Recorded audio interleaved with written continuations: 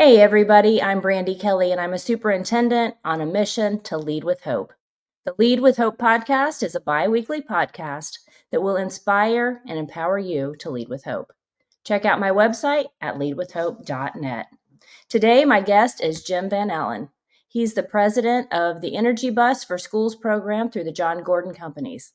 Jim works with schools and districts across the country, providing schools the blueprint and the framework to remove negativity, empower students, energize teachers, and ultimately create a positive campus culture. Welcome to the Lead with Hope podcast, Jim. It's great to be here. Thank you so much for having me.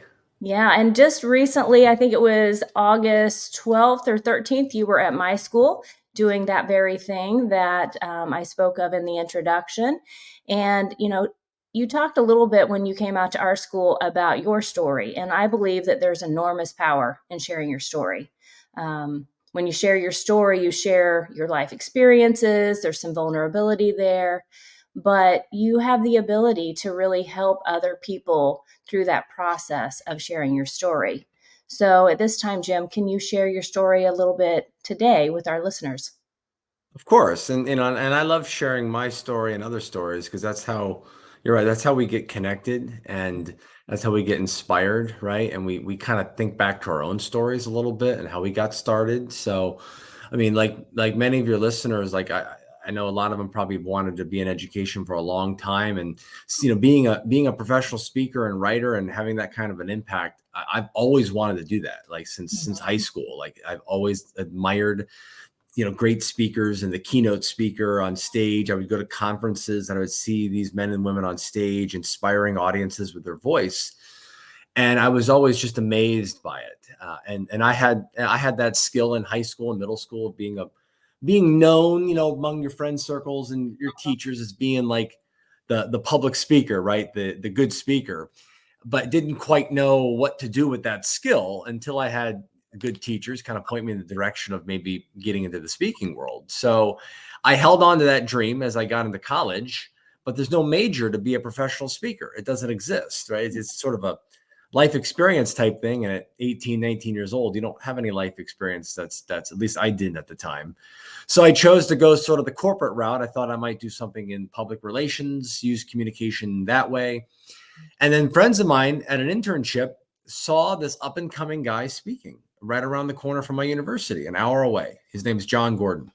And at the time, like some of your listeners may know him very well now, at the time in 2006, John had written 0 books really and was doing speaking engagements for free or, just trying to get his name out there.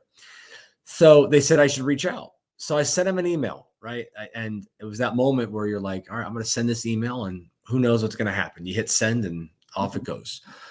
And John wrote me back, and I called him the next day, gave me a cell, we talked, and I ended up interning for him my last 2 years at Florida, helping him launch his first ever book, The Energy Bus, which, if you don't know anything about the Energy Bus, that's gone on 18 years later to sell 4.5 million copies worldwide. It's a big phenomenon in the education, the business world about unity, right? About positivity. So I helped him launch that book, and I was basically his first trainer. So as he grew, he couldn't be everywhere at once. So he would send me to do some speaking engagements because he knew that's what I wanted to do.